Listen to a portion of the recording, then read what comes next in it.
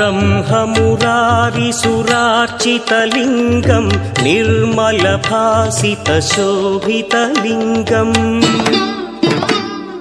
जन्मज दुःखविनाशकलिङ्गं तत्प्रणमामि सदा शिवलिङ्गम् देवमुनिप्रवरार्चितलिङ्गं कामदहन करुणाकरलिङ्गम् रावणदर्पविनाशकलिङ्गं तत्प्रणमामि सदा शिवलिङ्गम्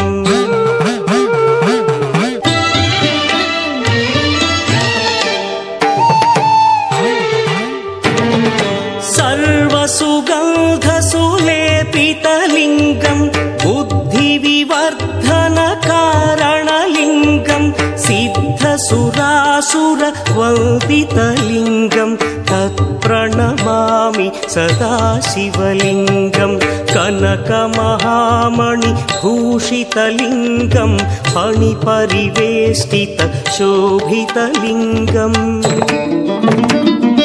दक्षसुयज्ञविनाशकलिङ्गं तत्प्रणमामि सदा शिवलिङ्गम्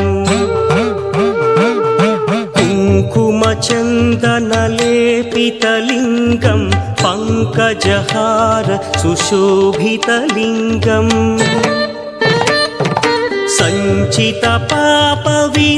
सञ्चितपापविनाशकलिङ्गं तत्प्रणमामि सदा शिवलिङ्गम्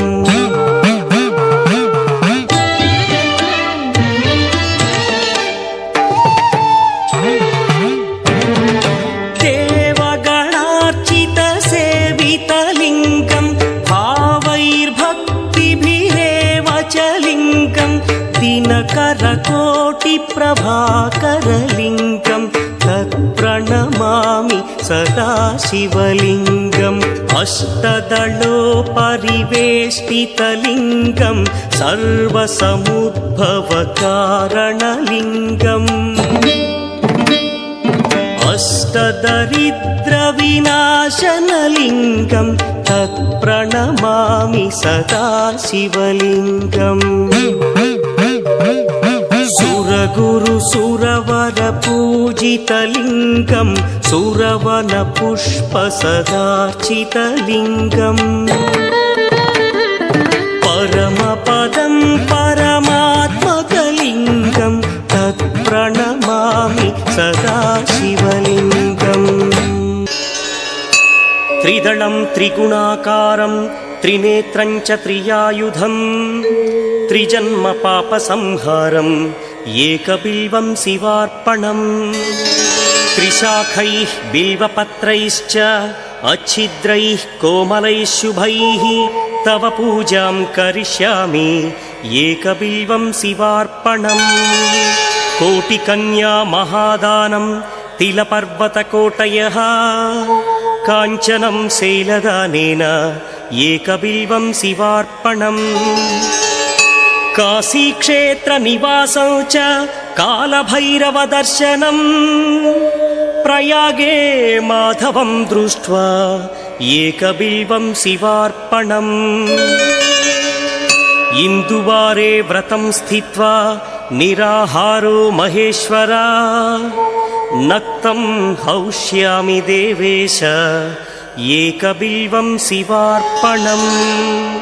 रामलिङ्गप्रतिष्ठा च वैवाहिककृतं तथा तटाकादि च सन्तानम् एकबिल्वं शिवार्पणम् अखण्डबिल्वपत्रं च आयुतं शिवपूजनम् कृतं नाम सहस्रेण एकबिल्वं शिवार्पणम् उमया सह देवेश नन्दिवाहनमेव च भस्मलेपन सर्वाङ्गम् एकबिल्वं शिवार्पणम् सालग्रामेषु विप्राणां तटाकं दशकूपयो यज्ञकोटिसहस्रस्य एकबिल्वं शिवार्पणम् दन्तिकोटिसहस्रेषु अश्वमेधशतक्रतौ कोटिकन्या महादानम् एकबिल्वं शिवार्पणम् बिल्वानां दर्शनं पुण्यं स्पर्शनं पापनाशनम् अघोरपापसंहारम् एकबिल्वं शिवार्पणम् सहस्रवेदपाठेषु ब्रह्मस्थापनमुच्यते अनेकव्रतकोटीनाम् एकबिल्वं शिवार्पणम् अन्नदानसहस्रेषु सहस्रोपनयनं तथा अनेकजन्मपापानि एकबिल्वं शिवार्पणम् बिल्वाष्टकमिदं पुण्यं यः पठेच्छिवसन्निधौ शिवलोकमवाप्नोति एकबिल्वं शिवार्पणम् प्रभुं प्राणनाथं विभुं विश्वनाथं जगन्नाथनाथं सदानन्दभाजम् भवद्भव्यभूतेश्वरं भूतनाथं शिवं शङ्करं शम्भुमीशानमीडे गणेरुण्डमालं तनौ सर्पजालं महाकालकालं गणेशादिपालम् जटाजूतगङ्गोत्तरं गैर्विशिष्यं शिवं शङ्करं शम्भुमीशानमीडे मुदामाकरं मण्डनं मण्डयन्तं महामण्डलं भस्मभूषाधरन्तम् अनादिं ह्यपारं महामोहमारं शिवं शङ्करं शम्भुमीशानमीडे वटाधो निवासं महाट्टाट्टहासं महापापनाशं सदा सुप्रकाशम् गिरीशं गणेशं सुरेशं महेशं शिवं शङ्करं शम्भुमीशानमीडे गिरीन्द्रात्मजा सङ्गृहीतार्धदेहं गिरौ संस्थितं सर्वदा पन्नगेहम् परब्रह्म ब्रह्मादिभिर्वन्द्यमानं शिवं शङ्करं शम्भुमीशानमीडे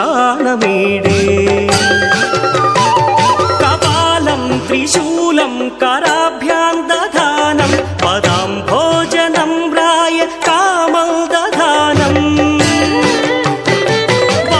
बलिवर्धयानं सुराणां प्रधानं शिवं शङ्करं शम्भुमीशानमीडे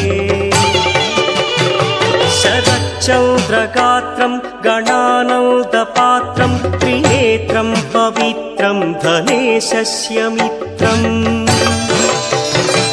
अपर्णाकळत्रं सदा सच्चरित्रं